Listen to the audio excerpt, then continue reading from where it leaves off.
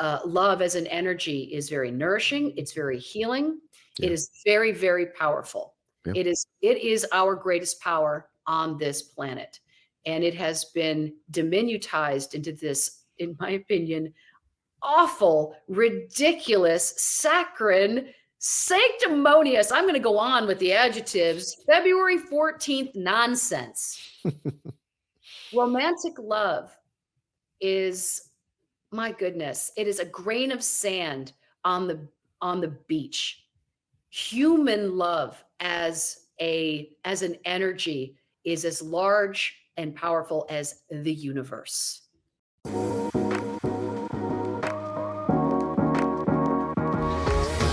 Hello and welcome to Love as a Business Strategy, a podcast that brings humanity to the workplace. We're here to talk about business, but we want to tackle topics that most business leaders tend to shy away from. We believe that humanity and love should be at the center of every successful business. As always, I'm your host, Jeff Ma, and I like to have conversations and hear stories with real people, talk about real businesses and real love, things like that. And one of the amazing joys of working in business culture in general is the opportunity to discover, meet, and learn from all these incredible like-minded people who are on similar missions. And today's guest is exactly one of those people. Her name is Maura Barclay, and she's been a culture consultant and trainer for over a decade. And she partners with organizations to create culture and talent strategies that foster psychological safety, create belonging, and unleash love for work, which I love. She is also the host of the Sea Change podcast, which you should definitely check out. We'll talk about a little bit more later, but welcome to the show, Maura. How are you? I'm really well. Thank you, Jeff. I love this word is going to be, or it's going to be hammered today, if in a very gentle, loving way, because this is what's missing from business, humanity, and filial love. And I want to unpack that with you today. Ooh. We have a desperate need for love and trust and a sense of family in organizations, and COVID has shown us that. So I'm really excited to talk about love in business. So if you're listening in a place with pen and paper, start your love counter now. The number of times we say love, we're going for a record That's today. right. So And if it's after 5 somewhere, then you take a shot every time you hear the word love, but make please sure you're don't. not have nothing to do tomorrow because I it's don't, gonna get I don't, ugly. yeah, I don't want to be responsible for All right. hospitalization. Okay. So before we dive into all of that, please, I want to talk about you first. I want to talk about just where you kind of your roots come from, especially in the sense of how you got to all the things that you do today. Where's your passion come from? Where's your story? Well, it's a multi-passionate story, and I, for the longest time, thought I was unemployable because I was never fully happy, fully satisfied in any job.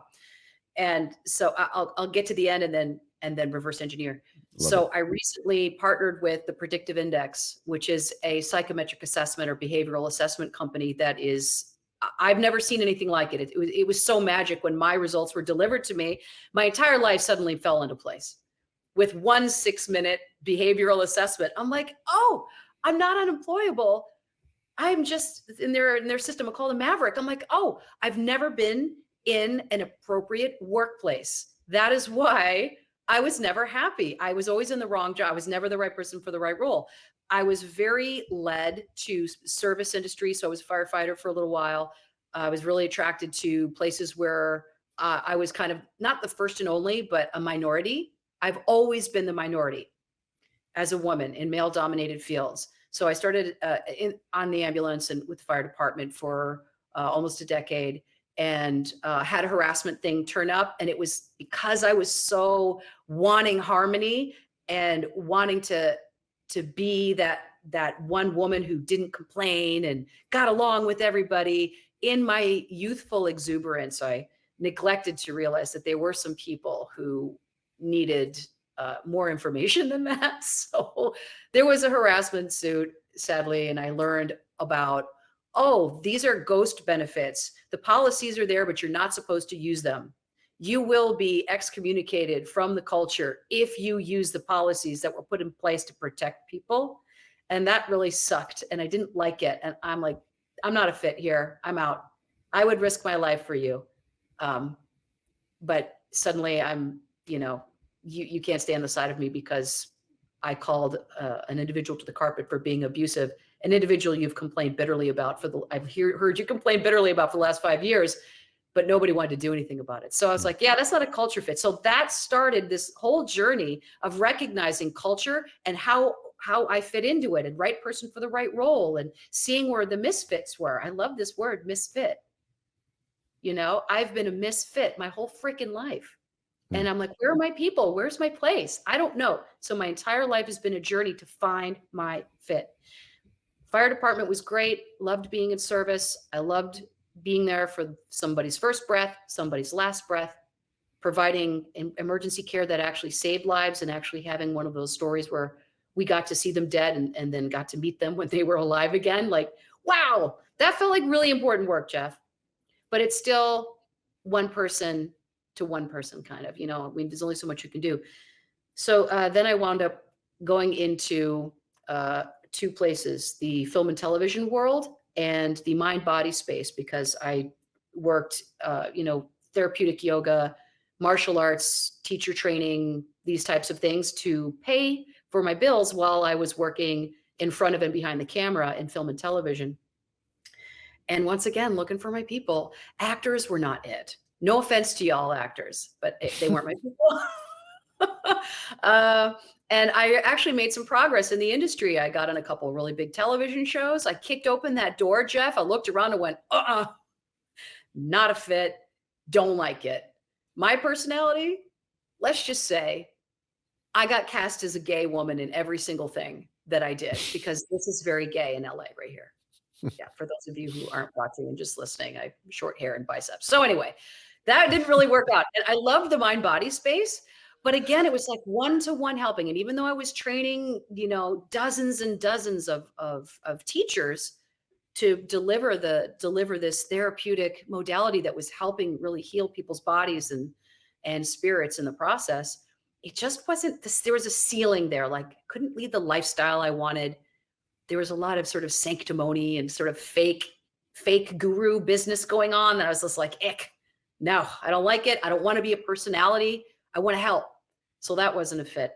And then I got into consulting, and I started with women's intuitive empowerment.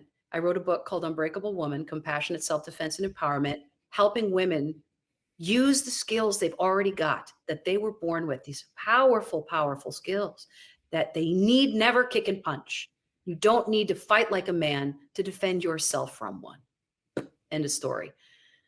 And so it's all about the science of intuition. I was an embodied anatomy instructor. I love science and esoteric stuff together. Like science is the new language of mysticism, if you will, as Dr. Joe Dispenza says. So I really wanted to provide the science behind intuition to help women trust themselves. And I built a whole career. I went to the International Monetary Fund. I worked in the US military, once again, male dominated, as a consultant to bring original safety, advanced awareness training to these folks, and to change the culture around harassment.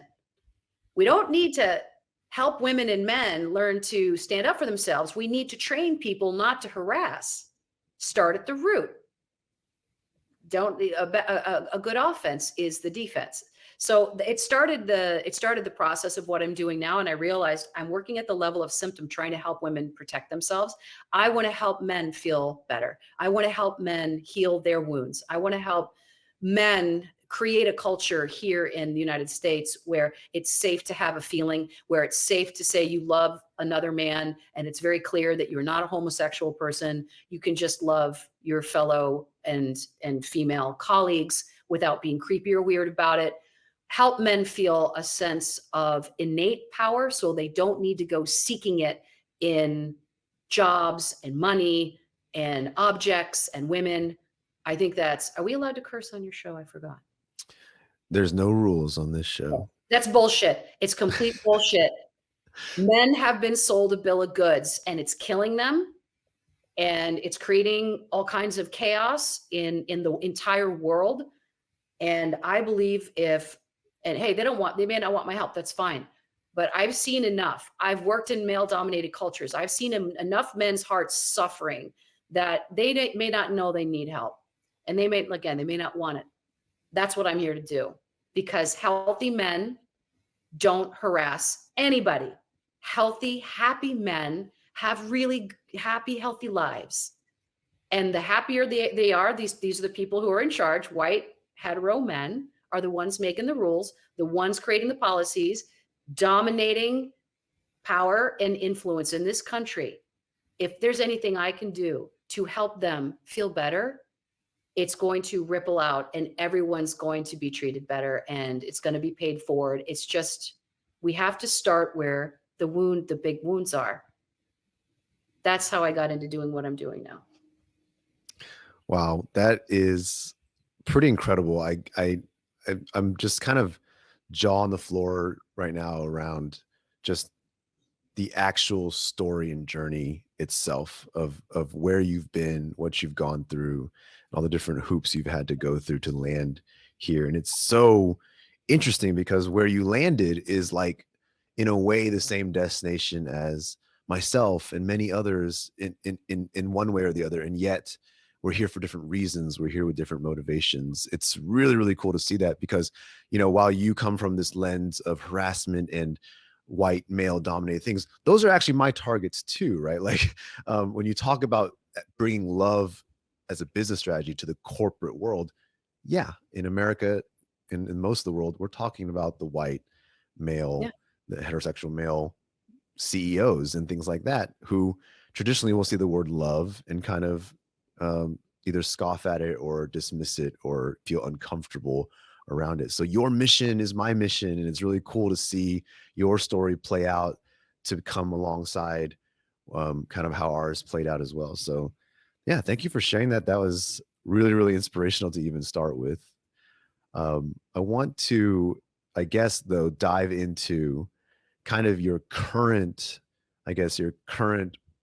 purpose and objectives, if you will. Like, where are you spending your time and energy now? I spend my time and energy with my feet firmly planted in two places which I feel are kind of essential for each other. They're not kind of essential. They are critically connected. You can't do one without the other. Because I have such a passion for helping to find the right fit, because I've been a misfit for 3 decades, it took me until I was 52 years old to find my people and to find my fit. Because I've been a teacher my whole life, that's been the common theme, is I've been blessed with a particular gift to be able to teach anything to any grown-up. Now I have a 10-year-old and I've learned a very hard lesson over the course of her young life that I cannot teach children. You don't want me to? I'll talk to your teen, but I can't teach them shit. My daughter has taught me that. Like, please don't ask me to teach kids. I'll create a psychologically safe space for them and love them unconditionally, but can't teach them to tie their shoes. I'm out. But as far as grownups go, I have found over the years that I've been able to teach anything to any grownup. And I thought, okay, if I have this gift, if I have the gift of leadership, the gift of this sort of personal authority, people believe what I say. That's why I got into acting, Jeff, because I'm like, oh, when I open my mouth, people believe it. So I never get caught acting. I'm just telling a story and they think it's real. I thought, well, that's a great gift. How can I use this to do good, to do more good, to do bigger good? So this is a culmination of me finally finding a role that is big enough for my energy and my skill set, which is very diverse because I've been, I would say, a generalist my whole life, right? With all the different things I've done. But the teaching has been central to them. Helping people find their right fit. So helping companies find the right, matching up people and companies through this behavioral analysis. So it takes something very difficult to pin down and complex, which is people. But if you measure what drives them, you can accurately predict what behaviors they will have and what their needs are. So we can create a thrive equation. It's clear, it's measurable, and the data is unassailable. So that's one piece. But once you have the right people in the right role, you must create a culture where they want to stay. You have to love them and they have to love you. It's a must. And the people who love their jobs are the right fit in the right culture. And the leaders and the HR departments and really everyone, people who have this sense of their own agency and their own accountability to create love, to create that their own engagement, and to create engagement amongst each other, amongst departments, through the hierarchies. This is the other piece of it. It's great when you get the right people in the right role, but if your culture sucks, they will leave and find one that doesn't. And I want to help them basically create a nest where everybody feels great and everybody belongs and everybody's growing. There's no reason why self-actualization shouldn't happen at work. We spend the majority of our adult lives at work, and companies that help people grow, especially with millennials and Gen Z, that is what they want. They want purpose. They want mission. I want to help companies build that sense of mission. And if they've got it, help them communicate it regularly. And more importantly, this is one of my trademark words, create cultural continuity across the EX. They know exactly what your culture is the moment they see your recruiting, your job post. It's in there. If you are not inoculating every piece of content with the DNA of your culture, you are missing an opportunity. You're missing an opportunity to start a relationship with the people that you want to work, that you want to be loyal to you, and use that discretionary effort. You have to put the discretionary effort into inviting them as the CEO. Invite that entry-level person into your family. And you are the head of that family. Male, female, doesn't matter. You are the head of that family. You set the tone. What are the house rules? People should know before they even get a 15-minute interview phone call. That's what I want to do. That's what I'm doing. It's what I love to do. I love that. I want to pose something for you because you talk a lot about culture fit, and the way that we like to help and teach around culture fit is almost like this two very opposing statements. Number one is like, for those who are seeking a company, seeking people who are looking for that cultural fit, all the things you just said, which is seek that, look for it, see if it's plastered everywhere, and like really look with your heart for the right cultural fit. And then the kind of ironic flip side is, as a business, as you're hiring and recruiting, stop looking for a cultural fit and look for a culture add. So you're looking for people who are bringing something to the table that you don't already have, that are bringing, not another one of somebody you have, or a mold that you have, or something that you've got in spades, but more so something that that's more unexpected, something that can maybe even potentially mold and change your culture. What are your thoughts on that type of approach? Yeah, that's some next level meta business that I'm so glad that you brought up, because I've had the privilege of speaking with some founders. I can think of one in particular on my show, on the Sea Change podcast.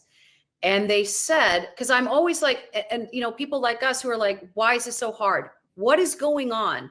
What is the disconnect? Why isn't DEI working? This is not rocket science. I don't understand. And they helped me understand. First of all, it takes a group of homogenized people, predominantly white men, to look around the executive team and realize, oh crap, we're all the same. And now we have things that we don't know, and nobody to help us know what those things are. So that's the first thing. They have to recognize that it's needed, and that there's this phenomenon that happened that just made such complete sense. And I would say, I'm no neuroscientist, but based on the research that I've done to inform my own process and the programs that I put together, we are wired to resist the other. We are wired to be a little bit suspicious of things that are different than us, right? All right. So, So Yeah. people who are listening and not watching, Jeff is nodding. We're getting a lot. We're doing a lot of smile and nod with each other. So this particular founder was smart at the emotional intelligence and the self-awareness, had enough of that he recognized what they have been doing. And I think every hiring manager is doing this and not realize they're doing this, particularly hiring managers, because they got a job to do. They got those roles to fill. Then they want to fill them quick. They want to fill them well. Those two things are mutually exclusive sometimes, by the way. So unless you have a tool and you're being data driven, I found out. I've recently come to, I saw the light. So to your point, Jeff, these men, these people, predominantly white, are looking for DEI. They're looking for something different that feels the same. So their requirements, their criteria exclude the very people that they're trying to hire because of systemic racism. And he's like, I have all these things, like I think he called them blue chip candidates. So they had all these boxes that they wanted to tick. They wanted to see that they went to these types of schools, got this type of training, had these types of internships, had these types of experiences. All right, now go find DEI. Yeah. Now go find diverse candidates. Like, no, that's why there's this big push right now to hire on skill and attitude, because really that's what you need. All you need is that skill. And frankly, I think you need attitude first. I mean, if you're hiring someone to code, they need to know how to write code. Okay. But who cares where they got it? Yeah. Give them the opportunity to demonstrate their skill, then make sure that they have an attitude that has a growth mindset. And once you've got that, with the exception of some other factors that are in the job target, that's all you need. Like, stop looking at resumes. This is the idea. Yeah. Oh, we don't hire resumes, we hire people. Bullshit. Bullshit. Because people with my skill set had this crazy skill set. I would never be able to get an interview. I would have to have a ninja rewrite my resume, because people like me, and I've built a 6-figure business in the height of COVID by myself, that I had to hire an assistant and an ops manager. I could never get hired anywhere because people are in these blinders, this framework of what hiring is. And we need to give the system, not the people, because the people are awesome, but the system needs an enema because it's not working. And we need to redefine what we're looking for. And when we get that feeling of this feels weird and it doesn't feel like it's a good fit, that's where you begin the search. It should feel unfamiliar and a little bit weird. Changing the criteria. But, you have to have a culture where you have the freedom to be creative and innovate, be a little bit disruptive, experiment. This whole system needs to be innovated. Everything, we get technology to support the role, or we get the like hiring, but the system itself doesn't necessarily change. It's just been automated and made more efficient. But it's humans bringing their bias, because that's natural, to the process. So culture add will feel different. Mm-hmm. So the moment you get that feeling of this feels like something that unfamiliar, that's where you start. Yeah. You're hitting on so many things that really hit home. We talk about all the time. And it's really great to hear from your perspective as well, because it's hard to get these points across to people. What I've found is that as we worked on culture and on love and all these things, and whether it's DEI or all these other problems, it makes a lot of sense when you get it. But when you work with people who don't get it, the traditional method has always been to break it into these pieces that are really polarizing. Be like, oh, humans have bias. And people are like, what do you mean I have bias? I'm not racist. I'm not all these things. And you'd lose them. And what we've seen time and again is that when you want to talk about real change and real progress in these cultural spaces, no matter what you're talking about, all you're really asking people to do is to get uncomfortable, is Correct. Find a way to move away from their comfort zone, whether it's how you hire in DEI and the way you use staff and things like that, or it's just the types of conversations you're willing to have, or it's that process that's been in place for years and years. But guess what? That process was created by a person. That person didn't trust anybody. So that's why that process exists. It's like being willing to, like you said, try and experiment and just do something. Like we found anytime people are doing things that are just uncomfortable, that they really don't want to do inherently, um, good things come out of it for the most part. You're learning something, you're growing, you're having that mindset to grow out of it and unlearning things that you've known to be true, that you've assumed are factual. You're able to suddenly be like, well, maybe there's a different way. Maybe there's something else. And the world is missing so much of that process and that thought. And it sounds like that's exactly what you're trying to draw out of people in all the things that you're doing. Exactly, Jeff. But I think one of the reasons that we are having so much inertia is that, without getting political, let's just say we have developed an outrage culture, an outrage society. Sure. There are people who benefit monetarily greatly from this outrage society. So it's very strategic. And there are people who are, most people are unaware that they are being manipulated in this way for the gain of companies. And again, like, I don't want to get too specific about it, but let's just say a good example of this is there's a reason you don't hear a lot of happy stories on the news. Yeah. And let's just leave it at that. It's very intentional. When it comes to business, nothing's being done by accident, folks. So just tuck that away. So to your point, because of this outrage, finger pointing, cancel culture business, and listen, I understand that that's how revolutions start. That's how change starts, is getting angry. I understand that. But what we have here is, in my opinion, we have developed a shame and blame mechanism that inhibits people from taking a harmless look at themselves. We have created jeopardy around personal growth so that when you are confronted, so to speak, quote unquote, when you're confronted with your own bias, instead of a natural sort of curiosity of, oh, I wonder how my cultural conditioning has limited me and my point of view, and I'm really curious, the point of view of someone with different lived experiences, how that could enrich me and how I could enrich them. This is more like natural in nature. This is a presumed positive intent conversation you and I are having. The moment that we get blame, shame, and judgment into the mix, nobody's going to step into that mess. Nobody. Because we are not culturally conditioned to appreciate, love, and accept ourselves. Because if we did, the advertisers couldn't sell us anything. And neither could be big pharma. And this is not like what is it called when you think like this crazy, it's all machinations of the big businesses.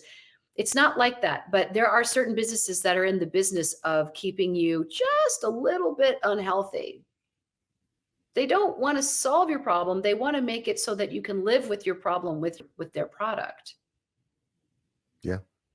So it's just capitalism. It's America, like Ayurveda really has it nailed. Like if you could get to wellness and happiness and love and self-exploration and personal development in ways that felt supportive and loving, and everybody was in it together, nobody was perfect, it would really take down the chronic stress and all of the neurological and immune responses to that chronic stress. So, and this is a whole nother thing about what love does. Love as an energy is very nourishing. It's very healing. Yeah. It is very, very powerful. Yeah. It is our greatest power on this planet.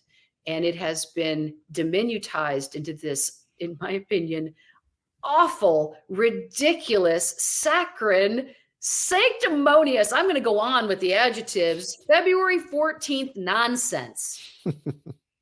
Romantic love is, my goodness, it is a grain of sand on the beach. Human love as an energy is as large and powerful as the universe. It is largely, I believe, why we're here, is to transform ourselves through it, because love has the filial love, and we can unpack that. It has the qualities of compassion and unconditional acceptance. And we are not trained to love ourselves at all. We are trained to gather things to prove that we are worthy of love. Different. Again, I feel like this is the root of everything. If there is a particular gender in charge, and this is completely subjective, Jeff, I want to be clear. I'm not man bashing at all. It just so happened the way that we evolved, it's men in charge right now. That's the way we evolved. Things could have gone totally differently. It could have been gay Asian women in charge of everything. If history had been different, it's completely subjective. So the fact that I'm talking about white men, again, it's just what is. No judgment in it whatsoever. But if we have a particular gender or a particular type of person in charge, and the earth is not doing so well, and we've got a lot of issues, whoever's in charge is also in charge of some of the issues. To some degree, not all of it. It's not all in their hands. We all have our personal accountability. We all need to practice a little bit more personal responsibility, in my opinion. And that's part of the culture training that I do. It starts with a CEO, but then it is supported by everybody. Everybody's got to step up. Oh, yeah. Yeah.